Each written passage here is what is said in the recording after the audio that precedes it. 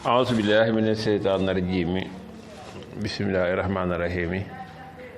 السلام عليكم ورحمة الله وبركاته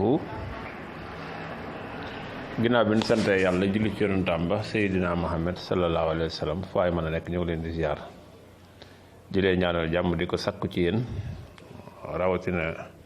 yéen ñi abonné fii ci Daaru Salaam si faaw ñëw leen di ziar baax sëñ Cheikh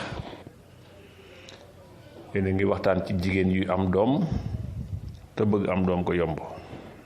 maanaam jigéen juy matu loolu bari nay tegtal am na ci yoo xam da nga koy bind naan ko raay ci biir bi am na bismillaahi rahmaani rahiim boo ko bindee am na ci ay yoon yu bari daal waaye bismillaahi rahmaani rahiim tamit wér na ci boobu moom defal naa ko nit ba tàyyi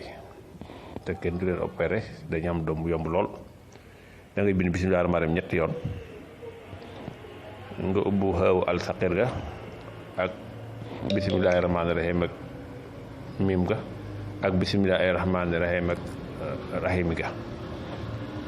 ñett yooyu nga ubbi rek xaw al saqir ga nga ubbi ak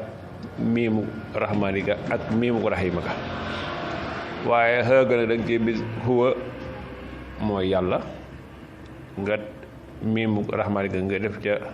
samalu miimu rahim gi nga def ca wahaabu noonu lañ koy binde ñett lay doon nag ñetti bismillaahi rahmaani rahiim bi bokkut bu dee noonu nga koy def nag ndax xuwa mooy yàlla mooy 11 samadu mooy 104 wahaabu mooy boo ko boolee daal lépp la jëf la lay jëf waaye tamit am na bii tamit gaaw na ci ndax am na ñu mënta bind jël leen bii maa nga nekk ci sóoratul ñaari baat la yooyu jàllal la rek ma nga nekk ci suratul ahraaf boo fa demee da nga fa gis faq susil xasasa baat boobu nag ñaari baat la waaye da nga koy jàllawle dinaa leen woon dañu koy binde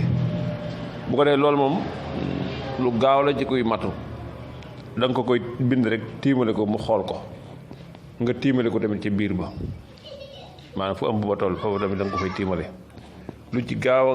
la ci kuy matu di am doom da koy xool rek jigéen ñi kii nekk nga moo toll ci mat bi da koy xool da ngay fexe ba mu xool ko rek bu ko defee nga tiimale ko ci biir ba lu ci gaaw la moom it nag mën naa am doom te du ko yëg sax noonu ndeysaan kon ñëw leen ziar wasalaamaaleykum